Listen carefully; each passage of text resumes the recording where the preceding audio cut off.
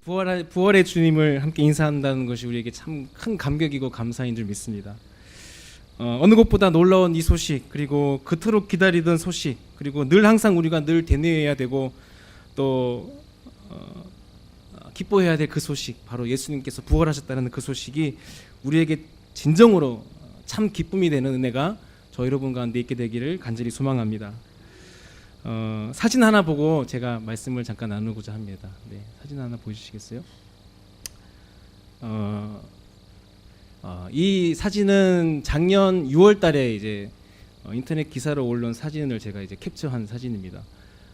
지금 오른쪽에 계신 분은 한 청년의 어머니셨습니다. 그리고 왼쪽에 있는 분은 전혀 이분과는 상관이 없는 그런 사람이었습니다. 사연은 이렇습니다. 재작년에 이 어머니가 31살의 아들을 불의의 교통사고로 이제 아들을 잃게 됐습니다. 그런데 지금 그 아들이 이 땅에서 남긴 단 한 가지가 있다면 그것은 이제 그 아들의 심장이었어요. 그래서 그 아들의 심장을 이제 이 남자에게 잘 맞는 이 남자에게 이식하게 되고, 이 어머니는 지금 처음으로 다른 남모르는 어떤 한 남성의 그 가슴 안에 있는 아들의 심장 소리를 지금 처음 듣고 지금 감격스러워하고 있는 장면이 바로 이 장면입니다. 공교롭게도 이 아들의 이름과 그리고 이 심장 이식을 받은 이 남자의 이름이 공교롭게도 같은 이름이었습니다. 그래서 이 남자는 새로운 생명을 부여받았고, 슬픈 가정의 그런 비보를 통해서 이 가정 안에는 큰 슬픔이 깃들었지만, 이 남자에게는 그 청년의 그 심장을 이식받음으로 이 사람은 새 생명을 얻은 사람이 되었다라고 하는 것입니다. 그리고 지금 이 여인은 그 아들의 심장 소리를 처음 듣고 이제 감격스러워하며, 처음에는 이제 그 소리를 신기해하면서 이렇게 기뻐하면서 듣다가 이제 감격스러워하고 또 감동하고 또 깊은 그런 사무치는 그리움 때문에 이제 오해라는 장면이 바로 이 장면이라고 할 수 있죠. 한 사람의 안타까운 죽음은 가족 모두의 행복을 앗아갔지만, 그것을 이어받은 심장을 이식받은 어떤 한 사람에게는 그것이 새로운 생명이 되었다라고 하는 것입니다. 이 사람 안에서는 이 죽음이라고 하는 것과 이 생명이라고 하는 것이 지금 교차하고 있습니다. 이 그렉이라고 하는 남자 안에서 새로운 생명이 지금 발견되어지고 있는 것입니다. 죽음 안에서 발견되어진 생명. 저는 이 기사를 보면서 십자가를 묵상해 보았습니다. 십자가도 또한 죽음과 생명이 교차하는 곳이기 때문입니다. 예수님의 죽음과 또 우리의 죽음, 예수님의 생명과 예수님의 부활이 우리의 생명과 부활이 되는 놀라운 그런 은혜가 교차되는 것이 바로 이 십자가이기 때문입니다. 그리고 죄 지은 사람을 정죄할 수밖에 없는, 죄 지은 사람을 그렇게 심판할 수밖에 없는 하나님의 정의, 죄인이지만 우리를 사랑하고자 하는 하나님의 사랑이 만나는 곳이 바로 이 십자가입니다. 그래서 그 십자가를 통과한 사람은 비록 우리의 신분은 죄인이었지만 자녀의 신분으로 거듭나게 되는 그런 새로운 생명을 부여받는 것이 바로 이 십자가입니다. 그래서 우리는 그 생명의 근원이 되는 그 십자가를 사랑하고 또 그 부활을 기뻐할 수밖에 없는 그리스도인임을 믿습니다. 우리에게 그러기에 이 부활 소망은 우리에게 큰 기쁨입니다. 그리고 그 기쁨은 우리에게 실제로 정말 기쁜 소식이 되어야 됩니다. 부활의 능력은 우리에게 큰 능력이 됩니다. 절망 중에 두려움 가운데 있다 할지라도 우리가 다시 시작할 수 있는 힘을 얻는 것은 바로 이 십자가입니다. 여러분에게도 그 부활 소망이, 그 십자가의 소망이 오늘 우리에게 가득하게 되는 그런 귀한 은혜가 여러분 가운데 있게 되기를 간절히 소망합니다. 저는 그래서 개인적으로 이 고난주간 특세를 지나면서 저에게 개인적으로 도전한 것이 있었습니다. 그것은 저의 기도 제목이기도 했습니다. 실제로 이제 지난 일주일 동안 고난주간 특세 때에 비전 씨앗 그 헌물을 드리면서 저에게 두 가지 기도 제목을 올렸었는데, 기도할수록 이제 한 가지가 더 저에게 기도 제목이 생겼습니다. 그래서 제가 도중에 기도 제목 한 가지를 더 올렸습니다. 그 기도 제목은 바로 이것이었습니다. 이 부활의 기쁨과 감격을 필리핀까지 내가 가져가야겠다라는 것이었습니다. 네, 이제 저희가 이제 꽉 찬 3개월 남은 그 필리핀을 준비하는 과정 가운데 있습니다. 하지만 저에게 또 우리 청년들에게 그 3개월 남지만한 그런 기간 동안에 왜 힘든 일이 없겠습니까? 왜 평탄한 길만 있겠습니까? 때로는 어려운 일도 있고 또 막막한 것도 있고 답답한 것도 있고, 내가 왜 그걸 해가지고 왜 이런 고생을 할까, 이런 마음도 들긴 하지만, 그때마다 제가 확인하고 내가 붙들어야 되겠다는 것은 바로 이 부활의 기쁨과 감격을 내가 필리핀에 있는 아이들에게 내가 전해줘야겠다라는 그런 마음이 들었습니다. 그래서 저는 그것이 저를 지키는 기도 제목이라고 믿었어요. 그것이 저를 지키고 저의 삶을 지키고 또 나태해질 수 있고 게으를 수 있는 저를 지킬 수 있는 그런 기도가 바로 이 기도이지 않을까. 그래서 그런 기도 제목을 하나님께 올렸습니다. 이것은 단지 저의 소망이기도 하지만 저의 작은 소망이기도 하지만 또한 우리의 소망이 되어야 할 줄 믿습니다. 그것이 저의 처절함이었고 제가 살아야 되기 때문에 제가 살기 위해서 붙들 수밖에 없는 것이라고 한다 할지라도 그래도 이것이 우리를 지켜줄 수 있는 가장 강력한 효과적인 훈련이자 도전이 된다고 한다면 우리도 우리 삶 가운데에 매번 매일매일의 삶 가운데서 그런 부활의 기쁨과 감격이 있게 된다고 한다면 그것이 우리에게 큰 능력으로 우리에게 임할 줄 믿습니다. 그래서 우리 가운데에 그럼 어떻게 우리가 그 부활의 기쁨과 감격을 유지하며 살아갈 수 있을까? 그것을 우리 가운데 어떻게 흔적으로 남기고 그것이 능력이 되기 위해서 우리는 어떻게 살아가야 하겠습니까? 한번 저를 따라해 보시겠습니까? 삶의 제사로 삶의 제사로 우리가 드리는 것입니다. 그것이 삶의 예배이기에 앞서서 삶의 제사라고 제가 제목을 붙인 이유는 제사는 온전한 희생을 담고 있기 때문입니다. 온전한 희생, 온전한 마음, 신실한 마음을 우리가 담을 때에 우리 가운데 삶으로 담을 때에 그것이 우리에게 능력이 되기 때문입니다. 오늘 본문 16절 말씀 보면은 이 16절 하본절에도 이렇게 말씀합니다. 하나님은 이 같은 제사를 기뻐하시느니라. 하나님이 기뻐하시는 제사가 있다는 겁니다. 하나님께서 기뻐하시는 향기로운 제물이 되는 삶이 제사가 되는 그런 놀라운 그런 일들이 우리 가운데 일어날 수 있다라고 하는 것입니다. 그래서 오늘 이 말씀을 통해서 우리 히브리서 이 짧은 두 구절의 말씀을 통해서 우리가 두 가지로 우리가 그 부활의 기쁨과 감격을 어떻게 하면 우리가 그렇게 살아낼 수 있을까 두 가지로 우리가 같이 말씀을 나누고자 합니다. 첫 번째는 그 부활의 기쁨과 감격을 누리기 위해서 우리는 찬송의 제사를 드려야 한다라고 이렇게 말씀하고 있습니다. 우리 다시 한번 우리 15절 말씀 한 절 9절 우리 같이 한번 읽어보겠습니다. 15절 말씀입니다. 시작. 그러므로 우리는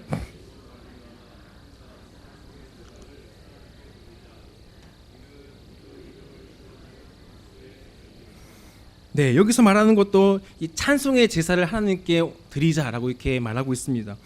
유대 철학자 필로는 이 찬송이야말로 가장 최선의 제물이다, 가장 최고의 하나님께 드릴 수 있는 제사이고 제물이다까지 이렇게 표현했습니다. 우리가 드릴 수 있는 가장 최선의 제물이 바로 이 찬양이라고 하는 겁니다. 찬송이라고 하는 것입니다. 이 찬송이라는 것, 예전 이 개역 한글의 표현으로는 이 찬미라고 표현합니다. 찬미는 무엇입니까? 하나님께서 받으실 만한 합당한 명예를 올려드리는 것, 하나님께서 받으실 만한 합당한 명예를 올려드리는 것이 바로 이 찬송입니다. 그래서 우리의 찬송이 제사가 될 수 있는 이유는 바로 거기에 있습니다. 우리에게 드릴 수 있는 가장 귀한 것, 우리의 고백, 우리의 사랑을 담아서 하나님께 드리는 것입니다. 하지만 우리는 예수님 안에서 한 번 드려진 완전한 제사로 드려진 예수님의 십자가 희생으로 우리는 제사를 드리지 않아도 되게 되었습니다. 그래서 우리는 예배를 드리고 있잖아요. 희생 제물이 되신 예수님 때문에 우리는 더 이상 동물의 피를 흘려드리지 않는 그런 예배를 드리고 있습니다. 하지만 그렇다라고 할지라도 모든 제사가 폐하여진다 할지라도 단 하나 없어지지 않은 제사가 있다고 한다면 그것은 바로 우리의 찬송의 제사라고 하는 것입니다. 오늘 말씀에서는 찬송을 어떻게 하라고 이렇게 말씀하고 있습니까? 첫 번째, 예수로 말미암아 찬송해야 된다라고 이렇게 말씀합니다. 15절 말씀 상반절 보시면 그러므로 우리는 예수로 말미암아 항상 찬송의 제사를 하나님께 드리자. 예수로 말미암아 예수님을 통해서 우리가 찬송할 수 있는 것입니다. 즉 우리가 예수님을 통해서만 우리가 드리는 이 제사가 살아있는 제사로 드려지게 되는 것입니다. 우리가 예수님의 이름으로 기도하는 것처럼 우리가 예수님의 십자가를 힘입고 우리가 그 보혈을 힘입고 찬양하는 것이 하나님께서 받으실 만한 찬송이 된다라고 하는 것입니다. 그 죽으심과 부활, 그 은혜를 우리가 그 자체를 찬송하는 것입니다. 그리고 그에 합당한 제사가 있다라고 한다면 제단이 있어야겠죠. 그 제단은 무엇입니까? 제사를 드리는 제단이 무엇입니까? 10절 말씀 보시면은 이렇게 말씀합니다. 우리에게 제단이 있다. 우리에게 제단이 있다라고 말씀합니다. 그 제단이 무엇이겠습니까? 제사가 없어졌지만 우리에게 있는 한 제단, 그것은 바로 예수님께서 들으신 그 십자가 제단인 줄 믿습니다. 그래서 제가 너무나 좋아하는 찬송 중에 이런 찬송이 있습니다. 우리에게 한 제단이 있으니. 다들 아시죠? 제가 잠을 깨워드리기 위해서 잠깐 제가 찬양해드리겠습니다. 우리에게 한 제단이 있으니 십자가 제단에 나가 우리 모든 죄를 씻어버리고 단상의 생활을 보내자. 네, 이렇게 찬양하죠. 저는 단상에서 드리는 제단의 찬양을 한 번도 해본 적도 없지만 제가 듣기로는 7, 80년대 그렇게 우리 목사님들이 밤을 새워가며 단상을 지키시며 기도하며 찬송했던 그 찬양 그대로의 고백이 이 찬양이라고 하는 것입니다.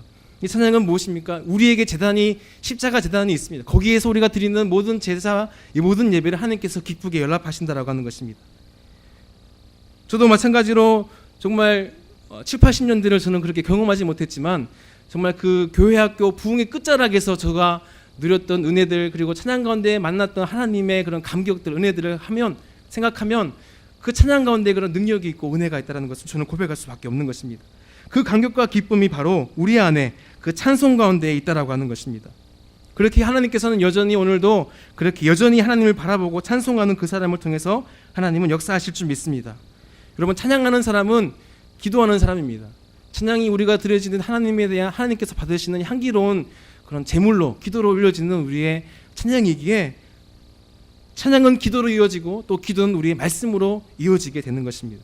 그렇게 우리가 찬양으로 우리가 능력 있게 그렇게 우리의 사명을 감당하게 될 때에 우리가 드리는 이 찬양이 능력 있는 찬양이 되어서 기도 가운데 말씀 가운데 더욱더 신실하게 굳건하게 서게 되는 우리 모두가 될 줄 믿습니다. 그리고 두 번째 우리가 어떻게 찬양해야 될까? 오늘 말씀은 항상 찬송하라고 이렇게 말씀합니다. 네. 그러므로 우리는 예수로 말미암아 항상 찬송의 제사를 하나님께 드리자라고 이렇게 항상 이렇게 찬송하라고 얘기합니다. 항상 찬송하면 얼마나 좋겠습니까? 우리가 항상 좋을 수는 없잖아요. 항상 형통할 수는 없잖아요. 때로는 힘들 때도 있고 슬픈 일도 있고 또 지칠 때도 있고 힘들 때도 있고 두려움이 몰려올 때가 있습니다. 염려와 근심이 우리를 엄습할 때가 있습니다. 하지만 그럴 때에조차라도 가장 효과적인 우리의 방어 무기이자 공격 무기가 바로 이 찬송이라고 하는 것입니다. 항상 찬송하라는 것은 무엇입니까? 찬송할 수 없을 때에도 찬송하라고 하는 것입니다. 내가 도저히 내 마음으로는 내가 찬송할 수 없어요. 내가 도저히 내 마음으로는 내가 찬양할 어떤 기력도 없고 마음도 없습니다. 하지만 그럴 때는 우리가 어떻게 찬양할 수 있습니다. 그럼에도 불구하고 찬양하는 것입니다. 그럼에도 불구하고 우리가 내 의지를 다해서 내 마음을 다해서 거기 담아서 찬양할 때에 그때에 우리 마음이 열려지게 될 줄 믿습니다. 우리는 또 기쁠 때 찬양해야 됩니다. 잘 될 때, 성공할 때, 우리 아들, 딸들이 좋은 일이 있을 때에, 가정에 좋은 일들이 있을 때에 그때 잊지 말고 우리가 찬양해야 될 줄 믿습니다. 그때 잃어버리기 쉬운 것이 찬양이죠. 하지만 그럴 때는 우리가 어떻게 찬양해야 됩니까? 그렇기 때문에 그러므로 찬양해야 될 줄 믿습니다. 또 때로는 우리의 기도가 거절당하기도 하고 억울한 일이 생기고 또 좌절하고 망하기도 합니다. 낙심이 될 때 있습니다. 그럴 때 우리가 어떻게 찬양해야 됩니까? 그리 아니하실지라도 우리가 찬송해야 될 줄 믿습니다. 그래서 이 시편에 있는 최고의 찬양의 기사였던 이 다윗은 날마다 그 자신에게 이렇게 선포했죠. 내 영혼아 여호와를 찬양하라. 내 영혼아 여호와를 찬송하라. 이것은 다윗의 선포도 아니고 명령입니다. 자신을 향한 찬송할 수 없는 답답한 마음을 가진 자신에 대한 명령이었습니다. 그럴 때에 자신에게 내려진 그 명령이 내가 잘 될 때에나 안 될 때나 답답할 때나 힘들 때에도 그를 지킬 수 있는 그런 가장 최고의 방어 무기이자 공격 무기가 바로 이 찬양이었다는 것을 다윗은 경험하였던 것입니다. 우리도 마찬가지로 우리가 내 앞에 여전히 내 문제가 산적해 있지만 찬양을 통해서 우리 마음이 하나님께 드려지게 되고 하나님이 내 마음 가운데 오셔서 내 마음을 만지시고 위로하시고 또 평안 주실 때에 여전히 내 마음 가운데 내 앞에는 산적해 있는 문제들이 내게 문제가 되지 않는 그런 은혜들을 하나님께서 주시는 평안들을 누리게 되는 비결이 그 찬양 가운데 있는 줄 믿습니다. 여러분, 가나안 땅을 정복했던 여호수아와 군사들도 마찬가지로 찬양했습니다. 그들이 이제 가나안 땅에 들어가기 위해 요단강을 건너기 위해 그들은 무력으로 걷는 게 아니라 인간의 방법으로 그것을 건너려고 노력했던 게 아니라 시도한 것이 아니라 제사장들을 앞세워서 율법 언약궤를 든 제사장들과 그리고 7 양각 나팔을 든 제사장들이 그 요단강에 발을 내디뎠을 때에 찬양하며 그것을 한 걸음 내디뎠을 때에 그들의 앞에서 요단강이 열리게 되고 그들은 능히 마른 땅을 건너는 것처럼 요단강을 건너게 되어 가나안 땅에 들어가게 된 줄 믿습니다. 우리에게도 그런 우리의 삶이 하나님께서 받으실 만한 찬송의 제사로 찬양의 제사로 아름답게 올려지게 되는 은혜들이 저와 여러분 가운데 있게 되기를 간절히 소망합니다. 두 번째, 우리가 이 부활의 감격과 기쁨을 우리 삶 가운데 누리기 위한 방법은 선을 행하고 또 서로 나누어 주기를 힘쓰라라고 하는 것입니다. 우리 16절 말씀입니다. 16절 말씀 다 같이 한 번 더 읽어보겠습니다. 16절입니다. 시작. 오직 선을 행함과 서로 나누어 주기를 잊지 말라. 하나님은 이 같은 제사를 기뻐하시느니라. 아멘. 우리가 이렇게 이해할 수 있을 것 같습니다. 우리가 찬송을 드리는 것, 우리가 찬양의 삶의 제사로 드리는 것은 하나님을 사랑하는 것, 하나님을 사랑하는 것에 포함되어 있다고 할 수 있습니다. 그리고 두 번째, 이 우리가 드려지는 이 선을 행하고 나누어 주는 것은 하나님께서 우리 가운데 명령하신 내 이웃을 사랑하는 것, 나 아닌 다른 누군가를 사랑하는 것, 바로 이웃 사랑에 포함되어 있는 말씀이라고 할 수 있습니다. 그래서 이 히브리서 13장 15절 16절 말씀은 하나님을 사랑하는 사람은 하나님을 진실로 사랑하고 그 부활의 감격이 그 마음 가운데에 진실함으로 와닿고 기쁨으로 누리는 사람은 자연스럽게 어떻게 해요? 이웃을 사랑하는 모습으로 드러나게 된다라고 하는 것입니다. 삶 가운데에 그것이 자연스럽게 드러나는 것이 바로 우리의 이웃을 사랑하고 나 아닌 다른 누군가를 사랑하는 모습으로 드러날 수밖에 없다라고 말씀하는 것입니다. 그것이 바로 예수님께서도 가장 큰 율법이 무엇입니까? 가장 큰 계명이 무엇입니까? 라고 물었던 율법사에게 하나님, 첫째는 하나님을 사랑하는 것이다. 그리고 두 번째는 내 이웃을 사랑하는 것이다. 하나님을 사랑한다면 우리는 우리의 이웃들과 나 아닌 우리의 가족들 또 다른 누군가를 우리는 사랑해야 할 줄 믿습니다. 그래서 요한일서 3장 18절 말씀에도 이렇게 말씀합니다. 자녀들아, 우리가 말과 혀로만 사랑하지 말고 행함과 진실함으로 하자. 또한 요한일서 4장 20절 말씀 이렇게 말합니다. 누구든지 하나님을 사랑하노라 하고 그 형제를 미워하면 이는 거짓말하는 자니 보는 바 그 형제를 사랑하지 아니하는 자는 보지 못하는 바 하나님을 사랑할 수 없느니라. 내게 보이는 내 앞에 있는 그 누군가, 나의 가족이 될 수도 있고 또 내 이웃이 될 수도 있는 그 사람을 내가 사랑하지 못한다라고 한다면 우리는 하나님께 대한 우리의 사랑을 한번 점검해 봐야 되는 것입니다. 하나님을 사랑한다면 우리는 이웃을 사랑할 수 있습니다. 그리고 그렇게 우리 삶 가운데에 드러나게 될 줄 믿습니다. 우리 사진 하나만 더 함께 보겠습니다. 네, 이것도 CNN 뉴스에 실렸던 그 기사입니다. 한 5-6년 전의 이야기입니다. 이 아이들이 이제 10달 엄마 뱃속에서 충분히 자라고 나와야 되는데 이 아이들이 12주 전에 이제 세상에 태어난 쌍둥이 자매입니다. 오른쪽에 있는 아이는 언니입니다. 언니인데 이제 언니는 인큐베이터에 들어가서 이제 호흡도 맥박도 정상으로 돌아오고 이제 건강해서 태어나게 될 정도가 되었는데 이제 문제는 이제 그 옆에 있는 이제 둘째 동생은 계속해서 이제 심장 박동도 약하고 또 수치도 너무 불규칙해서 위험한 거예요. 그래서 의사가 이 아이가 정말 위험할 수 있습니다. 이렇게 이제 얘기한 상황 가운데서 마지막으로 이제 부모들이 그리고 의사가 결정한 것은 이 아이가 행여나 그렇게 잘못될 수도 있으니까 마지막으로 우리 한번 아이를 한 인큐베이터에 한번 넣어봅시다 이렇게 얘기한 겁니다. 그래서 지금 언니가 이 동생 인큐베이터에 들어가 있는 상태입니다. 그런데 놀랍게도 이 아이가 아무것도 모르는 이 조선 아이가 무엇을 알겠어요. 그런데 그 동생을 이 왼손을 들어서 이제 동생의 목덜미를 감싸게 된 겁니다. 그리고 이 아이에게 이제 체온이 전달됐겠죠. 근데 놀랍게도 하루가 지나고 이틀이 지나자 이 동생의 맥박이 심장 박동이 정상적으로 들어오는 겁니다. 그래서 그 아이가 건강하게 그 병원을 퇴원하게 되고 건강하게 그렇게 살고 있다라는 이야기가 CNN에서 실제로 뉴스에서 나오는 것입니다. 아무것도 모르는 아이지만 언니가 동생을 사랑하는 마음으로 그를 안아주고 그에게 따뜻한 체온을 전달해 줬을 때에 그 놀라운 치유력이 기대하지 않았던 그런 치유력이 그 아이에게서 동생에게서 나타났다고 하는 것입니다.